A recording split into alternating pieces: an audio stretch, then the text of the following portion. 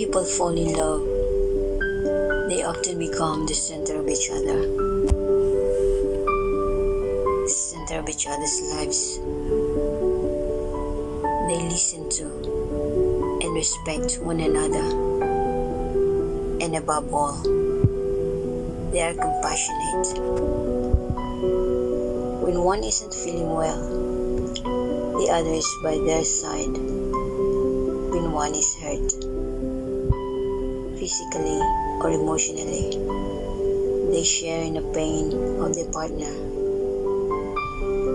They want to hear about each other's days and the experiences that have shaped their lives.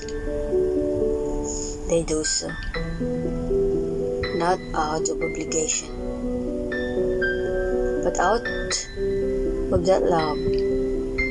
It seems as privilege and source of joy to hear each other's stories, to learn from one another, and to share their experiences. Compassion is defined as a sympathetic feeling. To be compassionate means you strive to know what it's like to be in the shoes of other person. Generally, we feel compassion when we see someone suffering. We want to reach out to them, to be a source of support, help, love, or understanding. Compassion is one of the beautiful characteristics that makes us human. The more compassion we feel and express, the more human become. There is something strange, however, that seems to occur in most relationships, especially long-term ones. Gradually, over time, we lose our compassion for our partner. Somehow, we become to see them in a different light than we do others. We take them for granted and forget or lose sight of the fact our partner is human. They're human too, and is subject to the same pain.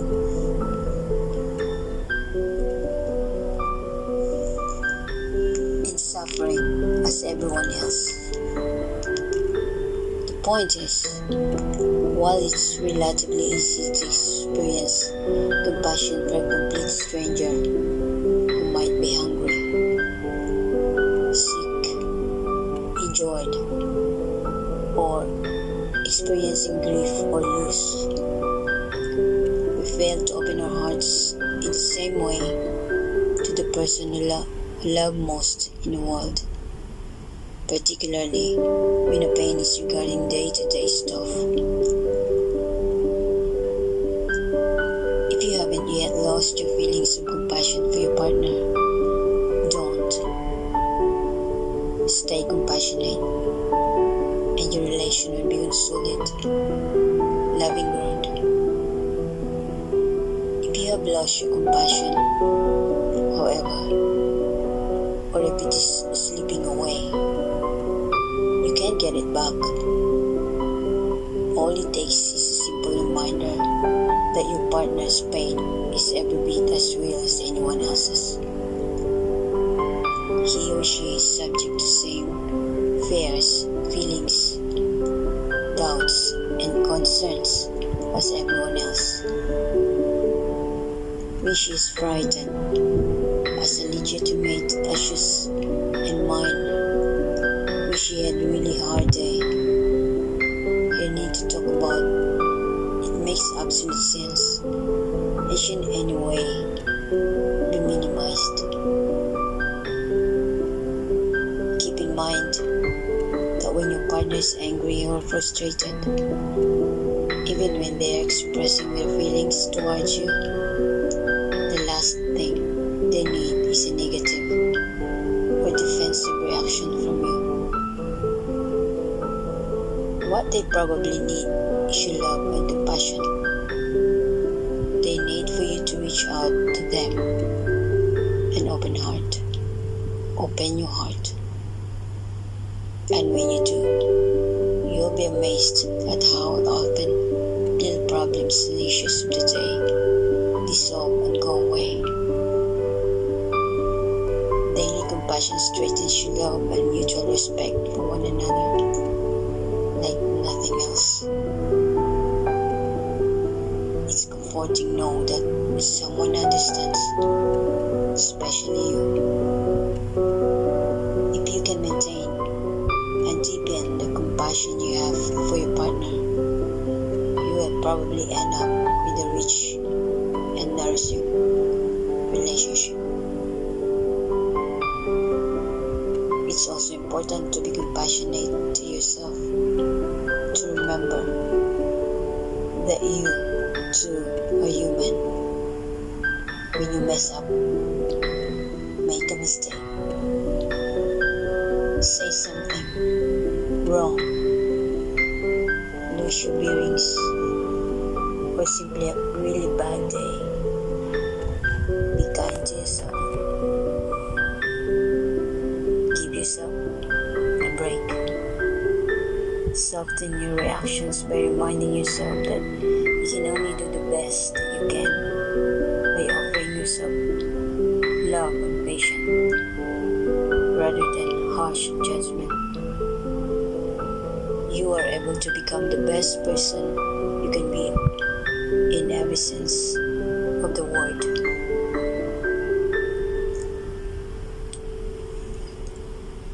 There is a widespread belief that the time to turn to expert is when your relationship is in trouble. After all, there's no question that good psychologist, minister, priest, rabbi, social worker, marriage counselor, or other qualified professional can be enormously helpful during difficult times. However, it is also the case that these, as well as many others including less traditional professionals, can be effectively used to jumpstart your relationship, to push or encourage you towards growth, better communication, and increased love for one another. Many relationships, even good ones, can become static or habitual. It's easy to begin taking each other for granted or to lose the wonderful sparks that existed in times gone by. This doesn't mean that there's anything wrong with your relationship, only that this could be even better. Often a tiny shift in your thinking, a change of attitude, a dose of perspective.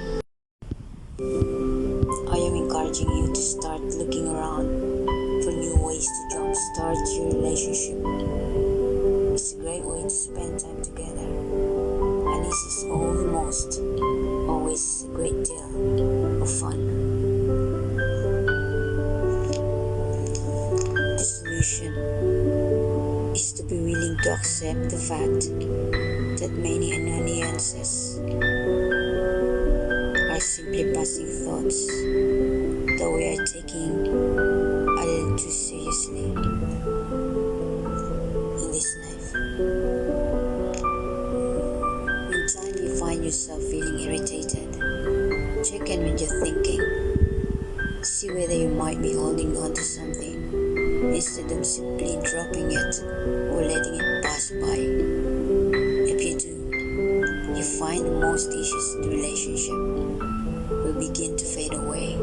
If you do, you find that most issues in the relationship will begin to fade away.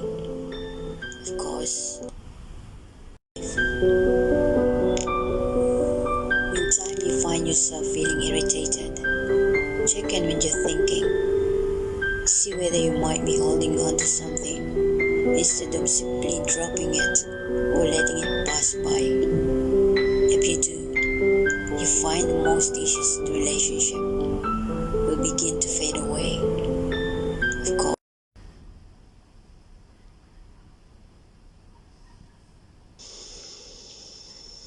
When you feel strongly about someone, so strongly that you love them, sometimes it doesn't always make sense in a way that's easy to articulate. You may really care about someone, but putting those thoughts into words is hard. Love is an exciting, confusing, up and down, and everything in between sort of emotion. Telling someone sometimes when I look at the ocean, or especially large mountains range, I feel overwhelmed and small, but in a good way. It's comforting to know there's something out there bigger than I am, something large and enduring that has lasted through the ages. Through harsh weather, storms and drought, through changes in history and climate, the oceans keep on rolling and the mountains keep on standing tall. When I think of you and our love and how I feel about you, I feel the same way. My love for you doesn't make me feel small, though it makes me feel powerful and new.